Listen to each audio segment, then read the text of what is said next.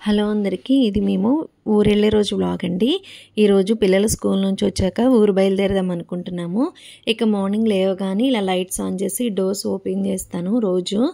ఇక ఈరోజైతే sun rise వచ్చేసిందండి. ఇక పిల్లల కోసం అని చెప్పేసి లంచ్ బాక్స్ కూడా ప్రిపేర్ చేయాలి ఈరోజు. నేను రోజు నైటే గిన్నెలు అలాగే స్టవ్ క్లీన్ చేసి పెట్టుకుంటాను.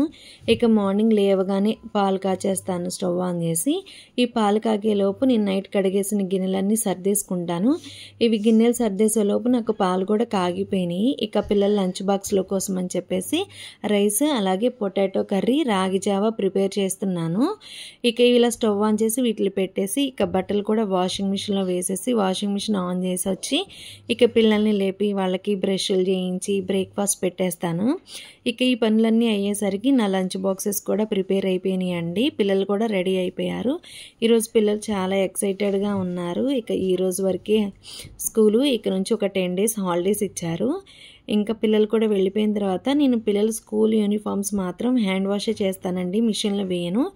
ఇలా ఇవి కూడా ఉతికేసిన తర్వాత వాషింగ్ మిషన్లో వేసిన బట్టలు ఇవి తీసుకెళ్ళి పైన ఆరబెట్టేస్తాను. ఎందుకంటే వెదర్ ఒక్కొక్కసారి చల్లగా ఉంటుంది, ఒక్కొక్కసారి ఏమో ఎండ వస్తుంది. సరేలే ఎండ వస్తుంది కదా ఆరిపోతేలే అని చెప్పేసి వేసేసి వచ్చి ఇక ఇలా కింద ఉన్న బాల్కనీ మొత్తం వాటర్ పోసి క్లీన్ చేసుకుంటాను. ఇంకా ఈవినింగ్ 4:30 అయ్యేసరికి మాకైతే వెదర్ ఇలా ఉందండి. ఇంకా ఈరోజు వెళ్దామా రేపు వెళ్దామా, పిల్లలేమో ఈరోజు వెళ్ళిపోదాం ఊరు అంటున్నారు. ఇంకా అయినా సరే పిల్లలు స్కూల్ నుంచి వచ్చిన తర్వాత వాళ్ళకైతే బత్తా జ్యూస్ తీసి ఇచ్చాను. పిల్లలు కూడా డ్రెస్ చేంజ్ చేసుకొని జ్యూస్ తాగేశారు. వాళ్ళు జ్యూస్ తాగేసి కాసేపు ఇంట్లోనే ఆడుకున్నారు. వెదర్ బయట బాగా చల్లగా ఉంది.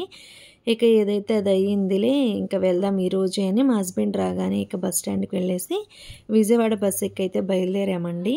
అలా బయలుదేరిన 1 గంట 45 నిమిషాలకి మేము ఇలా విజయవాడలోకి ఎంటర్ అయ్యాము. ఇక్కడ చూసారా గుడికైతే మన కనకదుర్గ గుడికి విజయవాడలో బాగా లైటింగ్ వేసి రోడ్డు కూడా చాలా బాగా డెకరేట్ చేశారండి. చాలా మంచి వైబ్ వస్తుంది, చూడడానికి కూడా చాలా బాగుంది. నాకైతే చాలా బాగా అనిపించింది. ఇంకా మేము విజయవాడకు వచ్చేసరికి విజయవాడకి 10 అయిందండి. ఇంకా వెంటనే తెనాలి బస్సు ఉంటే ఎక్కేసేసాము.